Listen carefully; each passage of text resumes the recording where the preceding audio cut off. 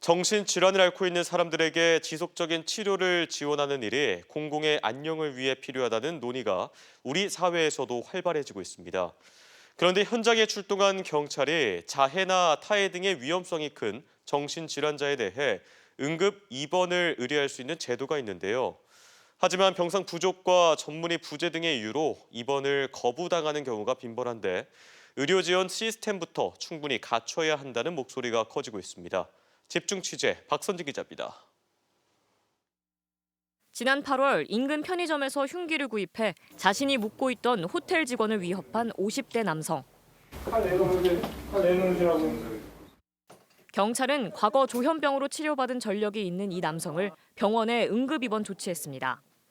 응급입원은 정신질환자로 추정되는 사람이 자신이나 다른 사람에게 해를 끼칠 수 있는 급박한 상황에서 의사나 경찰의 동의를 받아 최대 3일 동안 입원시킬 수 있는 제도입니다. 지난 3년간 전국 18개 시도경찰청에서 정신질환자 응급입원을 의뢰한 건수가 꾸준히 증가하고 있는데 올해 들어서는 7월까지 의뢰된 건수만 벌써 9천여 건을 넘었습니다. 문제는 병상 부족과 당직 의사 부재, 내외상 우선 치료 등을 이유로 정신질환자에 대한 응급 의뢰는 거부당하는 경우가 빈번하다는 겁니다. 지난해 응급입원을 의뢰했다 거부당한 비율을 보면 대전이 41.1%로 전국에서 가장 높았고 충남이 두 번째, 세종 여섯 번째로 충청권의 거부 비율이 높았습니다. 결국 의료 시스템부터 충분히 갖춰야 한다는 겁니다. 이러한 한계를 극복하기 위한 권역 정신응급의료센터가 충남대학교 병원에 문을 열었습니다. 24시간 정신응급진료가 가능하도록 응급실 내 일반 환자들과 분리된 전용 병상 2개를 운영하고 정신건강의학과 전문의와 전공의 14명과 간호사 5명이 진료를 받습니다.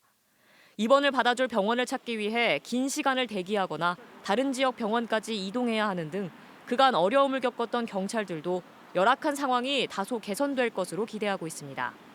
의사가 24시간 상주를 하니까 저희가 갔을 경우에도 바로 의사의 대면 진료가 가능하거든요. 경찰관들이 병원에서 정신질환자를 보호하고 있는 시간도 더 단축될 거고.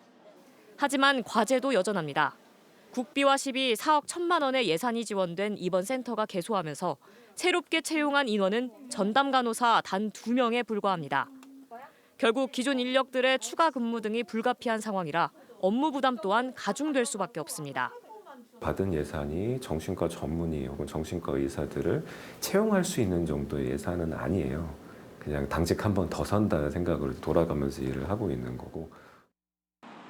내년에 6억여 원의 예산이 지원될 예정이지만 장기적으로 응급 정신질환 치료 체계가 원활하게 돌아가기 위해서는 적절한 인력과 예산 투입 등 적극적인 지원 대책부터 마련돼야 한다는 목소리가 커지고 있습니다. MBC 뉴스 박선진입니다.